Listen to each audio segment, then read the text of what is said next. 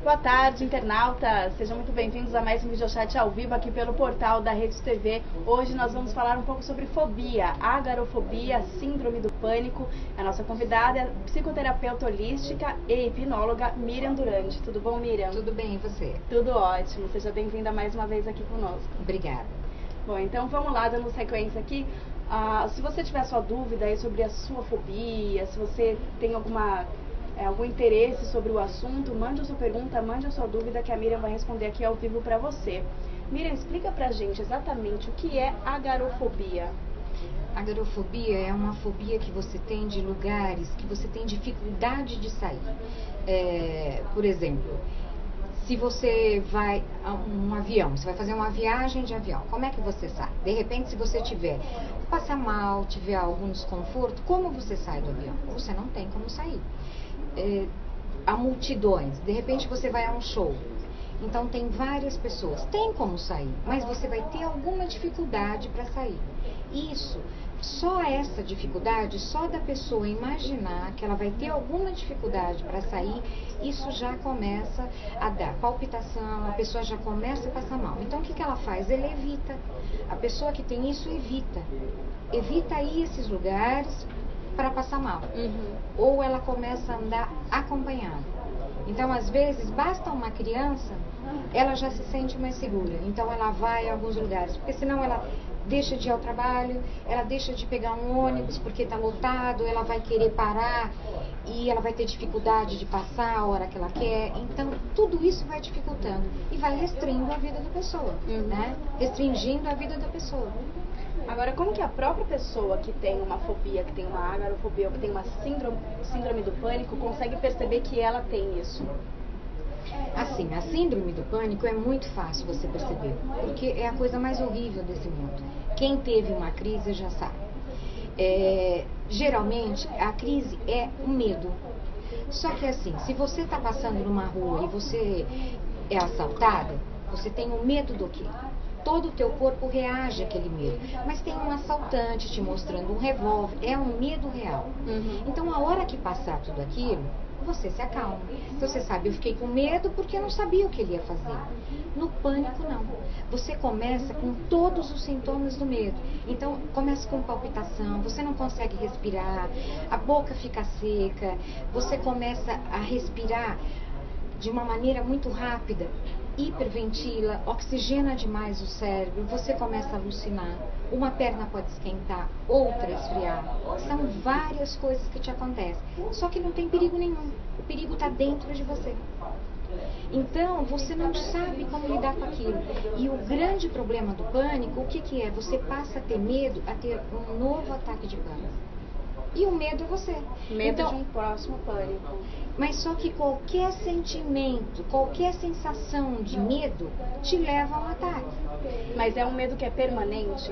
A pessoa que tem a síndrome do pânico, ela sente medo o tempo todo? A partir do momento que ela não trabalha, vamos dizer, você está passando numa rua, de repente você escuta um barulho e você não percebe. Nossa, você mexe um pouquinho com você, você olha, não é nada. Mas se a pessoa já tem, aquilo já provoca uma reação. Então ela já fica assim, será que isso vai me dar um ataque? Então ela já começa a pensar, o que acontece? Ela sente medo. O medo vai provocando as sensações no corpo. E vai num ciclo vicioso. O medo provoca as sensações provocam mais medo, e assim vai.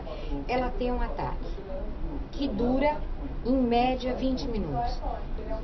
Ela vai até 10 minutos o pico do ataque e depois mais 10 que a pessoa vai acalmar. É muito tempo. Só que é uma coisa horrível, a pessoa quer sair correndo, ela quer sumir, ela não sabe o que acontece com ela, ela acha que ela está enlouquecendo, que ela vai morrer, que ela vai desmaiar. São várias sensações que podem vir todas juntas ou não, entendeu? Mas sempre, do mais leve ao mais grave. É sempre muito ruim. Bom, a gente vai falar daqui a pouquinho sobre o tratamento dessa síndrome. Agora, a Bárbara Tavares pergunta aqui, o que geralmente leva a pessoa a desenvolver a síndrome do pânico? Então, a síndrome do pânico é assim. Nós vivemos hoje uma vida muito agitada. Todo mundo quer e precisa, então trabalha demais e vai assumindo muitas coisas. Só que o nosso corpo tem uma hora que ele fala, eu não aguento mais. E a gente não percebe isso. Então, a gente vai assumindo tarefas. Aí, de repente, por exemplo, você recebeu uma promoção, fica super feliz com a sua promoção. Só que essa sua promoção no trabalho equivale ao quê? Mais responsabilidade, talvez trabalhar mais. Então, você já estava até aqui de compromissos, de coisas para fazer. Você recebeu a promoção e isso vai acarretar muito mais. O que acontece? Você sai do seu eixo. Então você se desregula e aí começa o medo de você não dar conta daquilo. Então o medo vem para te avisar o quê? Para, reveja a tua vida, veja aonde você está indo demais, porque você não dá conta de tudo isso. A síndrome ela começa sempre a partir de um medo. Exatamente. Às vezes você não percebe, mas é exatamente por isso. Por exemplo, às vezes você tem 2 filhos e de repente você teve um terceiro que você não está esperando. Ah, tudo bem, o filho é sempre bem-vindo, você fica feliz, só que você vai ter que fazer algumas mudanças. Se você já está com uma vida super estruturada, mas já está no limite, esse filho veio e vai ter algumas mudanças, de repente a hora que nasce você percebe que aquilo vai pesar, pode desencadear uma crise do pânico. E você não sabe por quê. Por quê? Porque você já estava no limite. Então é uma sobrecarga que o seu corpo não aguenta. E você pode vir acompanhado de agarofobia ou não. O pânico pode vir acompanhado dessa fobia ou de qualquer outra, mas a agarofobia é muito, assim, a maioria das pessoas que tem pânico tem agarofobia. Agarofobia sozinha quase ninguém tem. Eu pelo menos não conheço ninguém que tem. Mas a maioria das pessoas que tem pânico vem acompanhado de agarofobia. E como que é um tratamento desse? A pessoa vai ter que começar a ter uma noção de equilíbrio do corpo dela. Porque o que acontece? Você, a hora que você fica muito tensa, os seus músculos ficam muito rígidos, né? Então todo o processo dificulta. O que você tem que fazer? Você tem que ficar calma. Só que o que você fala para uma pessoa que está no pânico? Se você estiver do lado, o que você fala? Fica calma. Não adianta. A pessoa ela não sabe o que faz, ela quer sair correndo. O que tem que fazer? A pessoa tem que procurar, primeiro, um tratamento. Não adianta tentar sair do pânico sozinha. Aí ela tem que procurar um tratamento que pode ser medicamentoso ou não. Mas ela sempre vai ter que ter ou medicamentoso e psicoterápico ou os dois juntos. Mesmo que ela tome remédio, ela tem que tratar, tem que fazer uma psicoterapia, porque senão ela está tratando os efeitos. Ela pode ser que ela não tenha tantos ataques, mas uma hora ou outra ela vai ter. Mas o psicoterapeuta ele pode receitar uma medicação? Se ele for um psiquiatra, sim. Mas por isso que eu te falei, ela vai procurar remédio, ela procura um psiquiatra. O psiquiatra é o único que pode dar a medicação, tá? De repente ela tem que fazer uma psicoterapia. Se esse psiquiatra não fizer ou se ela não quiser, ela tem que procurar. É que a maioria das pessoas, como elas já estão cheias de coisas, de repente vem o pânico. A pessoa fala assim, mas eu nunca tive nada, eu sou uma pessoa que trabalho bem, que eu não tenho um emocional. Não é. Ela tem muita coisa acumulada e aí chegou ao máximo. Só que ela aí toma um remédio e vê que equilibra. Porque o remédio é relativamente rápido. Ele te dá uma tranquilidade.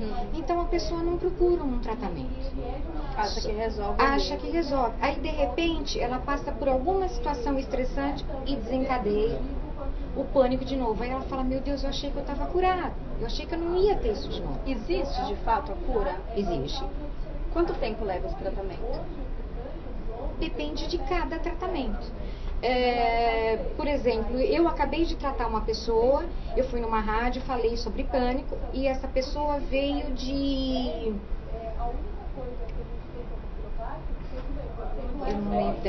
Pernambuco agora para tratar comigo. Ela tirou 12 dias e veio tratar comigo. Ela falou, Miriam, dá para me curar? Eu falei, olha, dá para você saber como mexer com o seu corpo, a gente fazer a regressão para limpar todo o negativo, dá para mexer. Ela falou, eu tenho um morro de medo de viajar.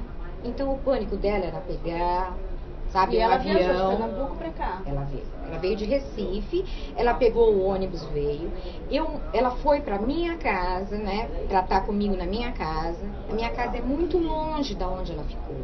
Ela veio acompanhando um amigo que ia fazer um transplante e com a família dele. Então ela veio numa situação extremamente estressante. O amigo está numa situação extremamente estressante. Então, quer dizer, só isso já era motivo dela ter um pânico.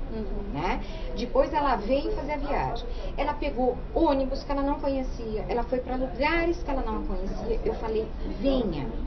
Venha a primeira vez que a gente dá um jeitinho nisso, para você não ter. Ela não teve pânico nem um dia. Ela não teve crise nenhum dia. Ela passou os 12 dias, fez a regressão, fez tudo, foi embora, aprendeu a respirar. Ela não teve nenhum dia. E voltou ontem para lá. Então, o que acontece? Ela está curada? Ela vai ter que aprender que de hoje em diante ela vai ter que mudar a maneira dela ser. Se você transbordar com seus sentimentos, não trabalhar, você pode ter. Você falou que depende de cada caso, mas eu acredito que seja de meses a anos. Não só de cada caso, como de cada tratamento. Entendeu? Eu tenho o meu tratamento. Eu sou uma psicoterapeuta holística que engloba hipnose, regressão, a minha regressão. Cada pessoa é um caso. Bom, vamos lá, o André Carvalho, ele diz aqui, preciso do transporte público para poder trabalhar, mas tenho fobia de entrar no metrô às 6 da tarde. Toda vez que eu entro, me dá desespero para sair. O que eu posso fazer com essa situação? Então, isso é agorafobia. Só dele imaginar que ele vai entrar num metrô super lotado, e ele vai ter dificuldade para sair, dificuldade para sentar, é aquele empurra, ele já começa a ficar desconfortável com isso. Então, ele procura evitar. Isso, o que ele vai ter que fazer? Ele tem que trabalhar o emocional dele. Porque isso só vai piorando. De repente, hoje, ele tem problema no ônibus. Daqui a pouco, ele vai a qualquer lugar. Ele vai a um restaurante muito cheio. E ele tem uma dificuldade de pagar a conta ou na hora de ele sair. Ele identifica aquilo como um lugar ruim para ele. Então, ele evita, do mesmo jeito que ele evita de ir ao ônibus, ele evita de ir ao restaurante. Então, o ciclo vai se fechando. Ele vai evitando vários lugares. Ele tem que começar a trabalhar. Aquela respiração que eu sempre explico aqui, que é a respiração nasal, inspira e expira somente pelo nariz. Procure fazer 3 vezes ao dia.